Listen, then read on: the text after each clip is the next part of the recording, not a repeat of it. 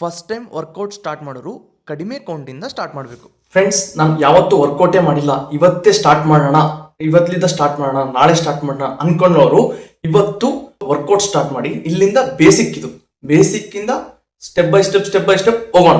Okay, thank you friends, let's do. ಯಾರೇ ಆಗಿರ್ಬೋದು, ಮೊದಲನೇ ಸಲ ವರ್ಕೌಟ್ ಸ್ಟಾರ್ಟ್ ಮಾಡೋರು ಓನ್ಲಿ 5 or 6, 7 ಕೌಂಟ್ಸೇ ಮಾಡಬೇಕು. ಇಲ್ಲ ನಂದು ಸ್ಟೀಲ್ ಬಾಡಿ, ನಾನು ಎಷ್ಟು ಕೌಂಟ್ ಆದರೂ ಮಾಡ್ತೀನಿ ಅಂತ ಅನ್ಕೊಂಡು ಮಾಡಿದರೆ ಇನ್ನು 1 ವಾರ ಬೆಡ್ ಮೇಲೆ ಮಲ್ಕೋಬೇಕಾಗುತ್ತೆ. ಯಾಕಂದರೆ ನಮ್ಮ ಬಾಡಿಗೆ ಆ ಎಕ್ಸಸೈಸ್ ಅಡ್ಜಸ್ಟ್ ಆಗಿರಲ್ಲ. ಆಗ ನಾವು ಕಡಿಮೆ ಕೌಂಟ್ಸಿಂದ ಸ್ಟಾರ್ಟ್ ಮಾಡಿ ನಮ್ಮ ಬಾಡಿಗೆ ಅಡ್ಜಸ್ಟ್ ಮಾಡಬೇಕು, ಅಂದರೆ ಅಭ್ಯಾಸ ಮಾಡಿಸ್ಬೇಕು. ನಾನು ತೋರಿಸ್ತಿರೋ ಈ ಎಕ್ಸಸೈಸ್ಗಳೆಲ್ಲ ವಾರ್ಮಪ್ ಎಕ್ಸಸೈಸಸ್. ಈ ಎಕ್ಸಸೈಸ್ಗಳು ಮಾಡೋದ್ರಿಂದ ನಮ್ಮ ದೇಹ ಈಟ್ ಆಗುತ್ತೆ.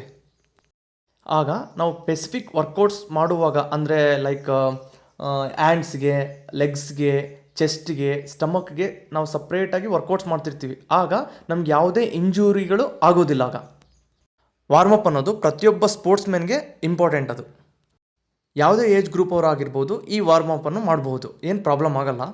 ನನಗೆ ಪುಷಪ್ಸ್ ಬರಲ್ಲ ಅನ್ನೋರು ಶೋಲ್ಡರ್ ಲೆವೆಲ್ಗೆ ಹ್ಯಾಂಡ್ಸ್ನ ಅಳತೆ ಮಾಡಿಟ್ಕೊಂಡು ಎಷ್ಟು ಪುಷಪ್ಸ್ ಆಗುತ್ತೆ ಅಷ್ಟೇ ಮಾಡಿ, 1 ಅಥವಾ 2, 3. ನನಗೆ 2 ಪುಷಪ್ಸ್ ಅಷ್ಟೇ ಮಾಡೋಕ್ಕಾಗೋದು ಅನ್ನೋರು ಆ 2 ಪುಷಪ್ಸ್ನ 3 ಸೆಟ್ಟಾಗಿ ಕನ್ವರ್ಟ್ ಮಾಡಿಕೊಂಡು ಮಾಡಿ.